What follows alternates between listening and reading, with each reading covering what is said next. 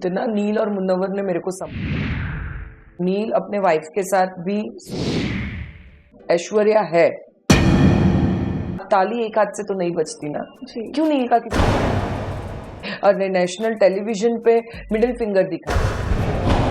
नील ने हर टाइम मुझे कि मेरा पास्ट रिलेशन बहुत टॉप, नील के साथ शादी करने के बाद स्पेशल थिंग कि मैं आपका इंटरव्यू कर रही हूँ, it's a big day for me, so welcome to tele Chakkar. Thank you. जिस तरीके से नील है ना ऐश्वर्या का दिख रहा है, एक तो नील बहुत ज्यादा जेंटलमैन दिखा रहे हैं घर के अंदर, वो ऐसा ही है जी, घर के अंदर बहुत पसंद आया। बट जब हाल फिलहाल में हमने देखा कि जो नॉमिनेशन वाला इस वीक का जो टास्क हुआ, मैंने नहीं देखा है जी, उन्होंने एक पूरी हदें पार कर दी है। उन्होंने अंकिता को क्या कुछ नहीं बोला, तू चल, तू हट, अरे तू चुप बैठ, अरे तू निकल। इट्स लाइक नेशनल टेलीविजन पे आप एक ऐसे प्लेटफॉर्म पे हो जहां लोग आपको आइडियल मानते हैं, पब्लिक फिगर मानते हैं, और आप एक लेडी के साथ इस तरीके का बिहेव करो, नो मैटर कि वो आपकी कितनी भी बड़ी दुश्मन है। क्योंकि विकी को भी हमने देखा है, वो कभी भी ऐश्वर्या के साथ इतनी गंदी तरीके से बात नहीं करते हैं। इससे पहले भी जब आप घर के अंदर थी तब भी नील अंकिता के साथ भिड़ गए थे, और अभी भी।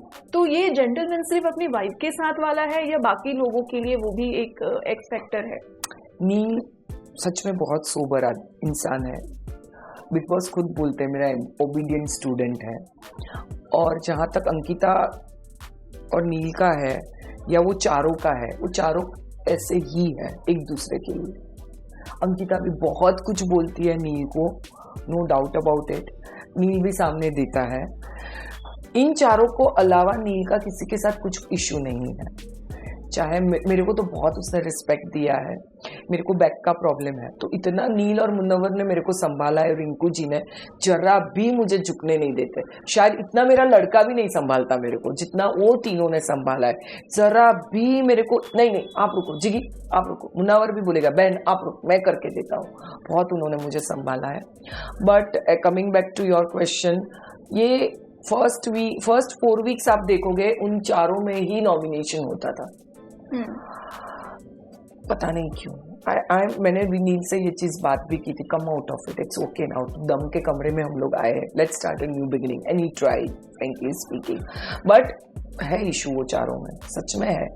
और नील अपने वाइफ के साथ भी सोबर ही है, और बाकी सबके साथ ही भी सोबर है। आपको ज्यादा देख रहे होगे 24/7 नील का किसी के साथ बहस नहीं हुई है, अंकिता और विकी को छोड़ के। ऐश्वर्या है डोमिनेटिंग, है स्टर्बन, वो गुस्से वाली है, उसका अभिषेक के साथ भी हुआ था, बट नील का किसी के साथ नहीं हुआ। तो ताली एक हाथ से तो नहीं बजती ना, क्यों नील का किसी और के साथ नहीं हो रहा है, क्यों विक्की और अंकिता के साथ ही हो रहा है ना वैसा। तो अंकिता की इमेज बाहर क्या जा रही है वो उसको भी देखना चाहिए। उसका अभिषेक के साथ भी हुआ है, अंकिता का सबके साथ हुआ है, खानजादी, अभिषेक, सना, सबके साथ हुआ है। नील का सिर्फ अंकिता के साथ हुआ है। तो कुछ न कुछ तो हर एक की पर्सनालिटी है वैसी। अंकिता ने नेशनल फिगर पे और नेशनल टेलीविजन पे मिडिल फिंगर दिखाई थी अभिषेक को, राइट। तो उसकी पर्सनालिटी दिखती है क्या है वो। मेरा कुछ अंकिता से पर्सनल जरा भी प्रॉब्लम नहीं है, but she is a celebrity, face of the show, तो she has to behave in that grace. But मुझे नहीं लगता आज तक अंकिता ने कभी वो ग्रेसफुली बिहेव किया है, जो उसकी सास ने भी बोला। अच्छा, आपको कभी ऐसा कुछ डिस्कस हुआ क्या कि हाँ हमारा ये चीज है, इसकी वजह से हम इतने अच्छे क्लोज फ्रेंड नहीं बन पा रहे हैं, मतलब what is the reason behind? उनको शायद पहले वीक से ही वो ट्रस्ट फैक्टर के इशू हो गए थे। हालांकि वो नील बोलता था कि मैं 1.5 साल से उन लोगों ने स्मार्ट जोड़ी शो भी साथ में किया है, तो they thought that they are very good friends. Neil ने हर टाइम मुझे गुजराती में बात करता था, नील बोलता था, बट नील और ऐश्वर्या को कहीं ना कहीं लगा कि अंकिता और विक्की ये शो में कुछ चेंज हो गए, और वो पहले जैसा रिलेशन उनका रहा नहीं। फर्स्ट वीक से उनको ऐसा लग रहा था। ओके अच्छा, मैं ना ये बहुत ज़्यादा मतलब पर्सनल तो नहीं बोलूँगी, लेकिन हाँ कंट्रोवर्शियल है थोड़ा सा, क्योंकि जब भी कोई घर के अंदर जाता है ना, उनकी बाहर की पूरी चिट्ठी, मतलब बचपन में जो हुआ है या पास्ट क्या हुआ है, उनके पूर्वज क्या है, वो भी सब बाहर निकाल देते हैं। तो ऐश्वर्या से रिलेटेड ही एक न्यूज़ आई थी सामने कि उनका जो बॉयफ्रेंड है, वो बाहर आके उन्होंने बहुत सारी बातें बताई कि वो जिस तरीके से दिख रही हैं, वो जैसी हैं, वो वैसी नहीं है। एंड उनको सबसे ज्यादा ये प्रॉब्लम थी कि आप बोल रहे हो किसी को कि ठीक है आपकी शादी हो गई है, मैं कुछ नहीं बोलूंगा, लेकिन आप पुराने रिलेशनशिप को क्यों बार बार तार तार कर रहे हो? क्योंकि जब मुझे याद है करवा चौथ का भी जब था, तब ऐश्वर्या बहुत ज्यादा ही लाइक भावुक हो गई थी इमोशनली। उन्होंने बोला कि मेरा जो ये नील है, जिस तरीके से मेरे ख्याल रखते मैं हैं, साथ में उनका जो पास्ट है वो बहुत खराब रहा है। क्या वो बोलती थी कि मेरा पास्ट रिलेशन बहुत टॉक्सिक हुआ है। मेरे को एक बार उसने बोला है, ज्यादा मैंने किसी की पर्सनल लाइफ में डिग नहीं किया, और वो हो गई थी उस दिन भावुक। हर एक को खुश रहने का हक है, तो शायद नील के साथ शादी करने के बाद शी इज वेरी हैप्पी, और उसके पास्ट रिलेशनशिप में मे बी नहीं उसको जो चाहती होगी, जो वो एक्सपेक्ट कर रही होगी, वो शायद नहीं मिला होगा। मैंने उसके एक्स बॉयफ्रेंड के इंटरव्यूज है वो कुछ देखा नहीं है, बट उसको भी ये ग्रेसफुली हैंडल करना चाहिए। एंड आई फील कि पास्ट होता है, और उसको भी ये मौके में उसने भी मेरे हिसाब से, अगर आप बोल रहे हो वैसा है, तो वो इंसान ने भी मौके का फायदा ही उठाया ना।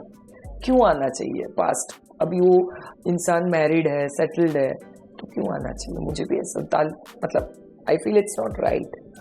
ओके नहीं, उन्होंने काफी सारी बातें रिवील की मीडिया में, कुछ पिक्चर्स भी उन्होंने निकाल के दिए कि which is wrong, I think so, नहीं करना चाहिए। Yes, I don't know Aishwarya और नील जब बाहर आएंगे और ये सारी चीजें देखेंगे, उनको वो कितना हैमर करेगा, एंड देन फिर वो रिलेशनशिप कहाँ तक जाएगी, वो God knows. Let's hope for the best, let us be very positive.